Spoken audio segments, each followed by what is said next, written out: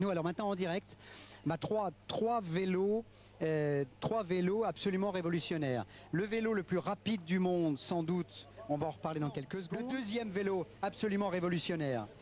Pourquoi? Parce que c'est un vélo qui va extrêmement vite. Qui va me parler? C'est le professeur de l'IUT d'Annecy. C'est alors votre nom, c'est? Bonjour Philippe Valex. Racontez-moi un petit peu ce vélo. Le vélo déjà, il est conçu par les étudiants sport-études de l'IUT d'Annecy. L'IUT d'Annecy est le seul IUT de France à avoir une section sport-études. Ça permet à des sportifs de haut niveau de poursuivre leurs études et leur sport haut niveau. Ça a permis de récolter 16 médailles au JO, plus de 50 médailles en Coupe du Monde. Et donc l'idée qu'on a eue, c'est de dire on va faire travailler les étudiants sur un projet qui fasse ce lien entre le sport et les études. Donc l'idée, c'est de faire un vélo qui aille le plus vite possible et qui batte le record du monde de vitesse en vélo, qui est actuellement de 132 km/h. Pour l'instant, c'est 132. D'ailleurs, on le voit en action. Là, ça a été filmé ce matin. Là, c'était en réalité absolue. Là, je vais aller voir donc Yannick Lutz, qui est le pilote de ce vélo un peu fou. Yannick, attendez, je vais me mettre de l'autre côté qu'on vous voit quand même. Donc, pour l'instant, la vitesse maximum, ça a été combien? Pour l'instant, 118 km/h sur une portion très courte, parce qu'on a du mal à trouver des terrains d'entraînement.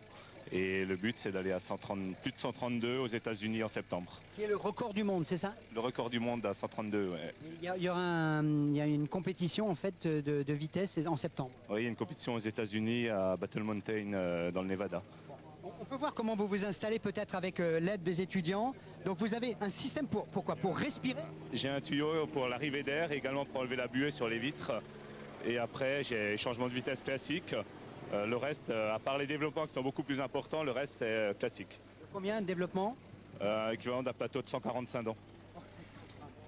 D'accord, alors on va mettre la bulle. On va mettre la bulle sur Yannick Lutz. Voilà, et paraît-il en plus que vous le scotchez complètement, c'est ça? Voilà, donc pour réduire les frottements, on met du scotch entre les deux coques qu'on va assembler. Comme ça, l'air ne peut pas rentrer à l'intérieur. Bon, l'avantage c'est qu'Yannick, il peut pas s'échapper en fait. Aussi. Et non. Et alors on a dans le tour, là, on a Jérôme Coppel de la Française des Jeux qui est sorti de chez vous, de l'IUT d'Annecy. Et puis Thierry Huppon d'ailleurs, qui va peut-être passer devant nous dans quelques secondes. Il est déjà passé, Thierry. Donc on a plusieurs anciens étudiants qui sont professionnels. Donc Jérôme Coppel qui a été meilleur français à Monaco lors du prologue. Thierry Huppon qui a fait l'échappée du 14 juillet, qui a eu le prix de la combativité. Rémi Cusin qui est professionnel chez Agritubel. Et d'autres étudiants, enfin on a beaucoup d'étudiants qui sont en équipe de France amateur, de vélo de route, de VTT, etc. Bon, on vous souhaite une grande réussite pour battre ce record du monde, parce que c'est vrai que pour 132 km/h, on vous le souhaite, les UT d'Annecy, bravo, chapeau, félicitations. Annecy, cette capitale carrément, et qui est candidate, vous le savez, pour les Jeux de 2018. Ce serait vraiment tellement bien qu'en juillet 2011, le comité olympique choisisse Annecy. On n'est pas partisans, mais simplement c'est tellement beau ici, et puis c'est tellement bien organisé, puis il y a tellement de belles stations de ski tout autour. Pratiquement tout est prêt, il n'y a pas de raison que le comité choisisse autre chose. Mais c'est vrai que les autorités ne peuvent pas le dire, mais nous les journalistes on peut le dire. Ça serait vraiment bien. Annecy 2018, ça serait formidable.